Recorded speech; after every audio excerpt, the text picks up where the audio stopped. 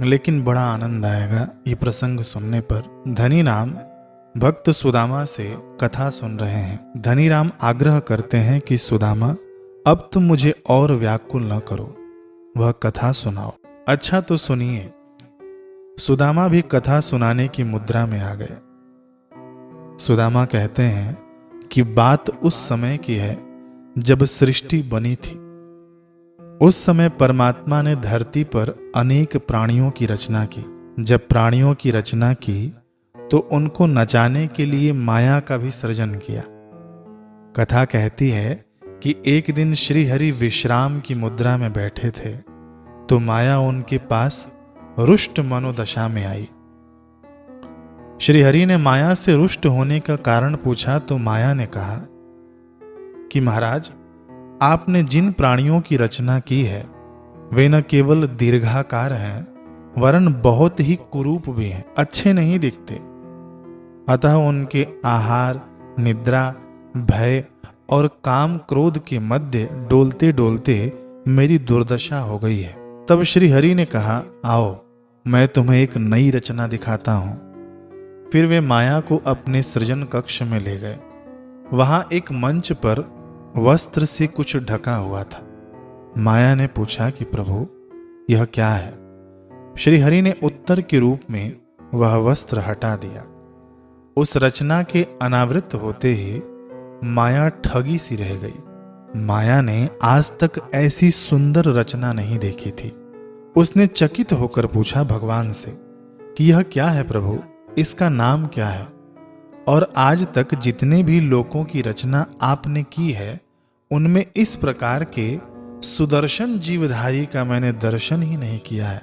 यानी इतने सुंदर ये मैंने पहले कभी नहीं देखा है।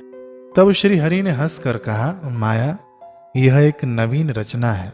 इसे तुम साक्षात मेरे चिन्मय अंश से सृजित ही जानो। इस जीवधारी को तुम मनुष्य के नाम से जानोगी।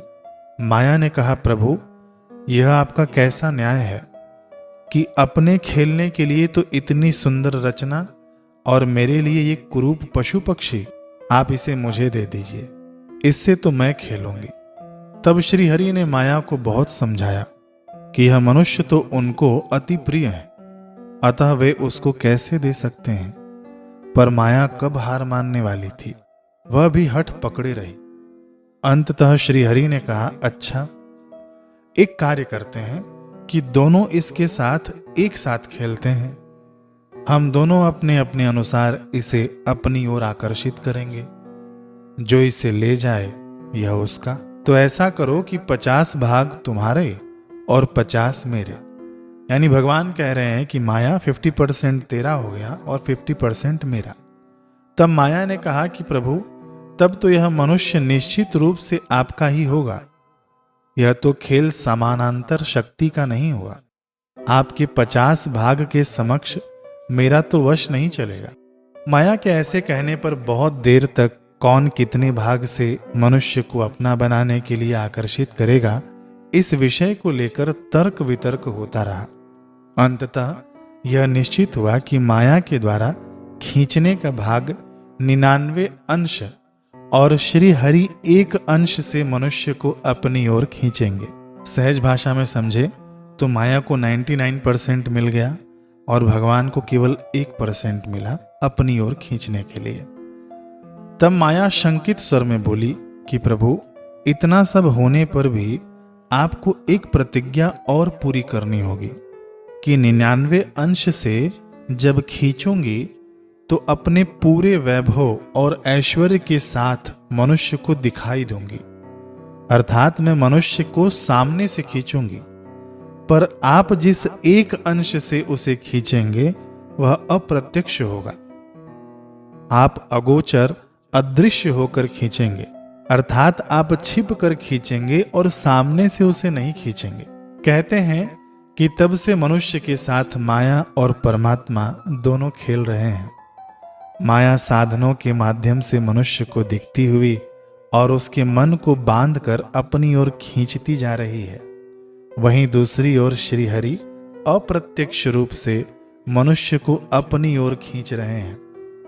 पर जिस मनुष्य पर श्री हरि रीझ जाए उसके सन्मुख माया सिर पटक पटक कर मर जाती है, किंतु वह उसकी ओर देखता तक नहीं। ऐसा भक्त माया की ओर नहीं देखता। माया का कोई पाश श्री हरि के उस स्नेह पाश को छू नहीं पाया जिसे श्री हरि ने चुन लिया। जो भी उनके द्वारा चुन लिए गए वे माया से अप्रभावित रहे। धनी राम यह कथा सुन रहे हैं। धनी राम अश्रुपूरित नेत्रों से अपने सामने बैठे सुदामा की ओर देख रहे थे, मानो वे उससे श्री हरि के चरणों में भक्ति की याचना कर रहे हों। कथा की आनंद वर्षा में भीगे हुए वे हाथ जोड़कर बोले, जय हो श्री हरि की जय हो। कितना सुंदर प्रसंग है।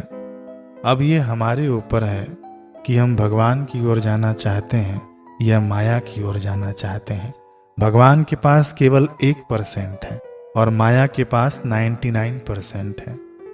तो हम भक्ति के माध्यम से, सेवा के माध्यम से, नाम जप के माध्यम से अपने प्रभु को रिझा, वो 1% भी काफी है। हरे कृष्ण।